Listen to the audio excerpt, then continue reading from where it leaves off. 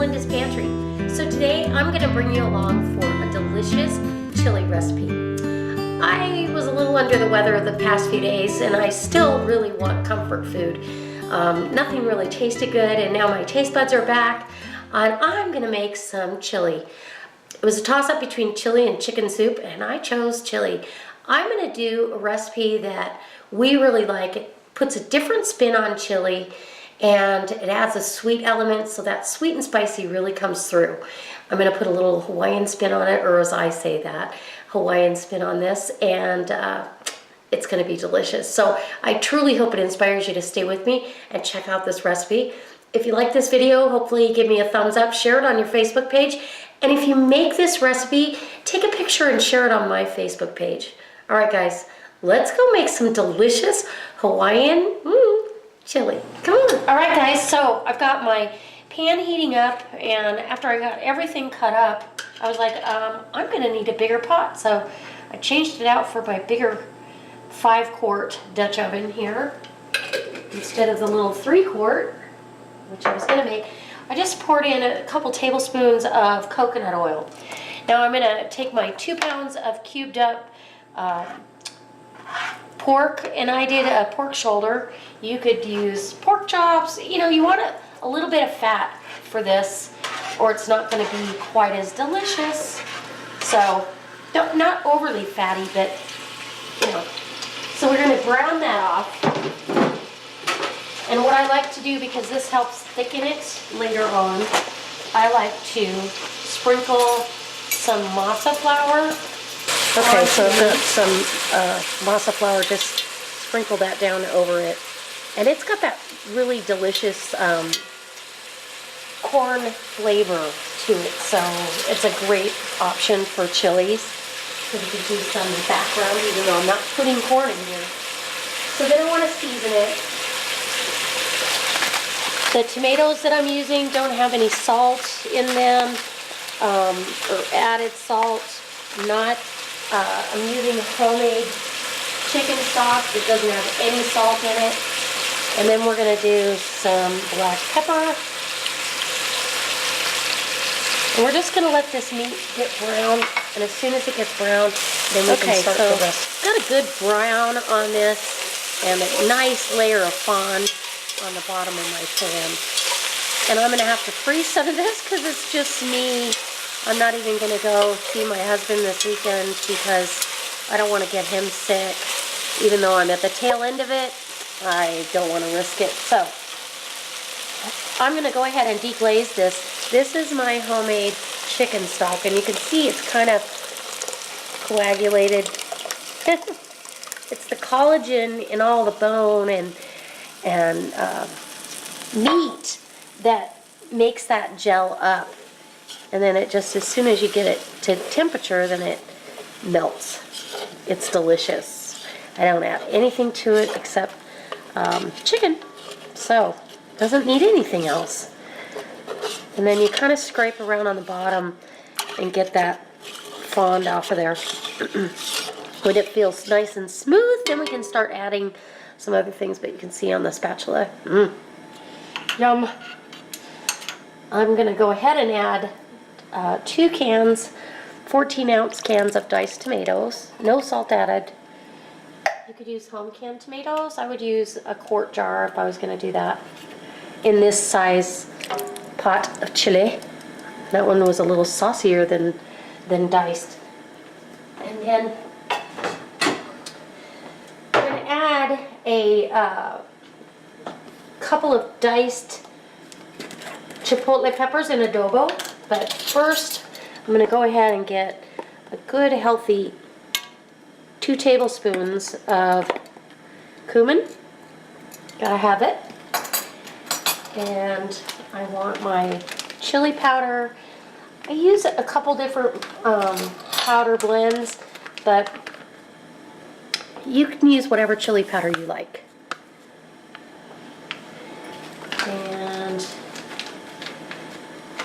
if you were just going to use plain chili powder, you would probably want to use about a half a cup. Because this is a big pot going on here. And I'm going to get a different spoon now.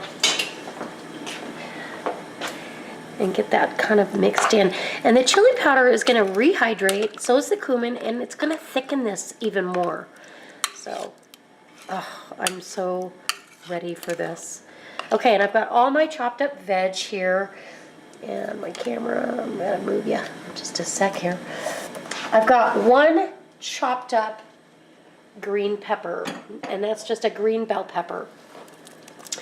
I've got one serrano pepper that's seeded, and 2 jalapenos that are seeded that I'm putting in here because we want lots of peppers.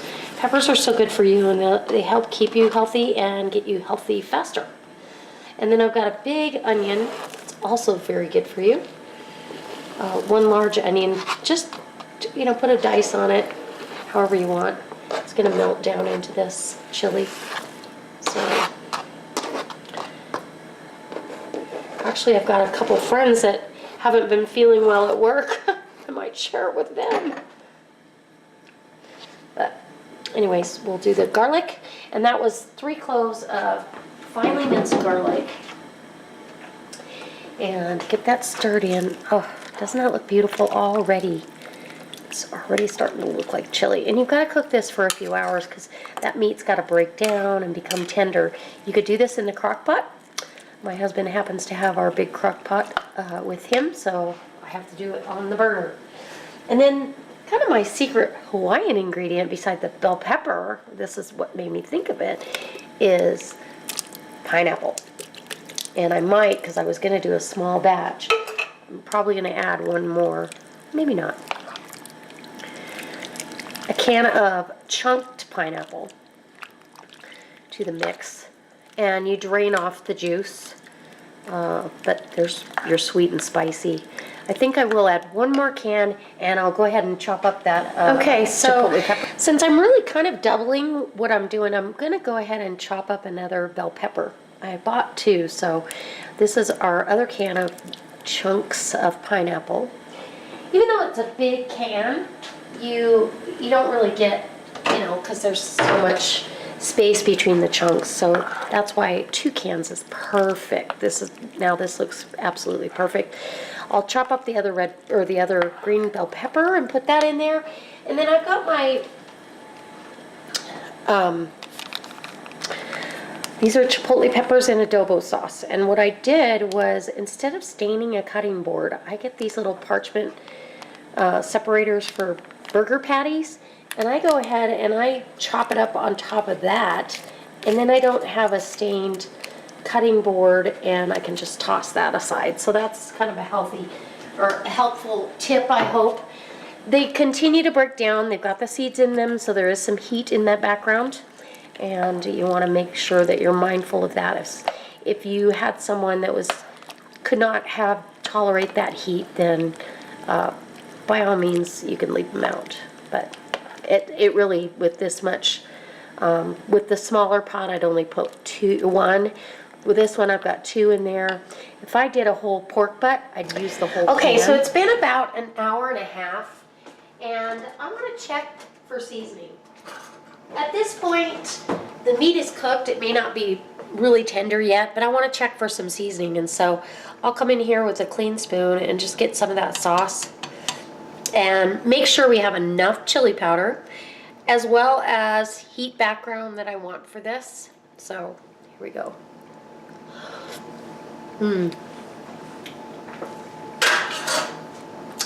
It's definitely got, oh, I like it a lot. Enough chili powder, I think. But I'm going to add some background heat. So I'm going to put about a half a teaspoon of red pepper flakes right there in the mix. And because every pepper has a different flavor, just a dash or 2 of cayenne pepper. So maybe a quarter of a teaspoon of cayenne pepper to that. Would I maybe have to do this with every pot of chili? Probably not. You don't. It just depends on the peppers and what heat they're bringing to the table, and every pepper's just like a peacock. They're all different. So as you can see, it's starting to reduce down. It's beautiful. And I did put that other bell pepper. So when you refer to the recipe for this size 5-quart pot, and feed a crowd like Super Bowl, this would be delicious. Make sure you use 2 bell peppers and 2 cans of so the we have pineapple. our End result. And this is my bowl of chili. I've let this kind of cool a little bit. This was on the stove at a simmer for 3 hours. If you were going to do this in the crock pot, I would recommend that you put your veggie in the last hour and do it to 6 hours on a high or 4 hours on a high and 8 hours on low. It'd be perfect. So I'm going to serve this up. I've got an ounce of sharp cheddar cheese that I'm going to put on here. You could put sour cream, but right now I'm feeling I need some cheese. Look how pretty. It's a little green onion and some cilantro scattered on top. It's going to be absolutely fabulous. Okay, so I'm ready to taste. Oh. I've got that pork. And here's a piece of the pineapple, but I really want a green bell pepper as well. There we go.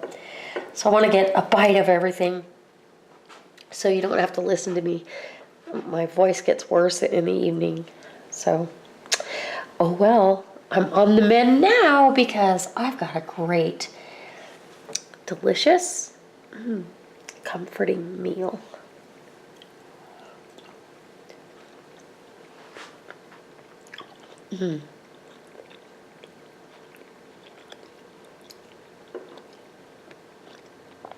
Oh my gosh. That pork is just fork tender. The pineapple adds an element of sweetness, but it really takes on that savory consistency as well. I can tell you that I've cooked with pineapple a lot, and I'm always surprised that it gives off a really delicious savory element to the dish. So I think you'll really like this if you try it, and this is a comforting way to get better and or enjoy Super Bowl, because Super Bowl's coming up.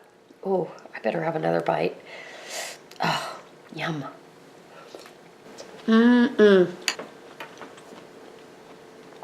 So delicious. So delicious. I can sense a little bit of the background heat from the chipotle peppers.